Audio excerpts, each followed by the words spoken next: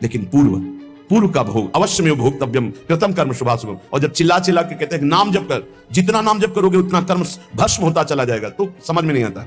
जीव की यही दुर्दशा है कि वो आगामी कष्ट को भोग लेगा, लेकिन उस कष्ट से बचने का उपाय कहा जाता है वो नहीं करेगा। यही दुर्दशा है जीव की। आगे कुआं है, मत जा, इस तरफ निकल जा, नहीं मानेगा, वो कुआं की तरफ ही जाएगा। और जब गिरेगा तब उससे फिर याद आएगा कि कहा गया था इधर मत चलो।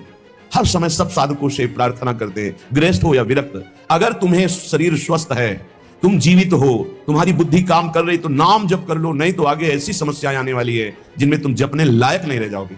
हर जीव को कर्म का भोग भोगना पड़ता है। भजन बल से आप अपने कर्मों को मिटा सकते हैं, लेकिन जब कर्म मिटाने वाला भजन होता है तो लगता है इससे तो भगवान की प्राप्ति कर लो, कर्म काय को मिटाओगे। तो कर्म भगवान मिटा देते और भगवत प्राप्ति हो जाती, इसलिए वो अपने कर्मों के फल को भोग लेते हैं। लेकिन ऐसे ऐसे कर्म फल होश ही खत्म।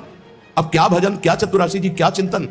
यहां शरण काम करता है, यहां शरणागति जो हमारी है जिनके प्रति वो काम करते हैं। तो हमारी प्रार्थना है जब तक आपको होश है, सो नहीं जाते या बेहोश नहीं हो जाते या मर नहीं जाते, तब तक आप पकड़े रहो नाम को। आगे की बात इष्ट और गुरुदेव संभालते हैं। बहुत बड़ी सरकारी बैंक है, जैसे बीमा करवा देना, आज बीमा करवाया, कल घटना घट गई तो पैसा दे देंगे वो।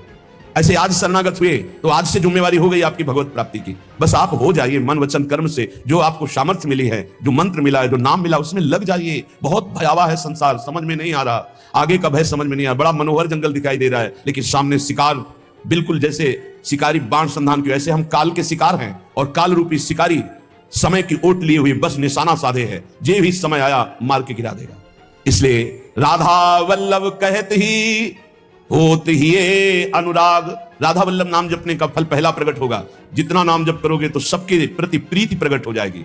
क्यों? सब में हमारे सर्वान वस्तुतया निरीक्ष परम स्वाराध्य बुद्धिर्मम, सब में हमारे प्रभु विराजमान है। दूसरा अद्भुत निष्कामता, सबसोहित निष्काम मति, बुद्धि में लोक परलोक के किसी भी भोग की चाह नहीं रह जाएगी, जपो तो आप।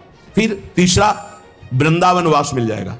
अगर शरीर से नहीं मिलता तो तुम्हारा मन वृंदावन में हो जाएगा। आप राधा वल्लभ लाल का नाम और ध्यान दोनों पकड़िए, हृदय में उनके श्री विग्रह का ध्यान और मुख में नाम,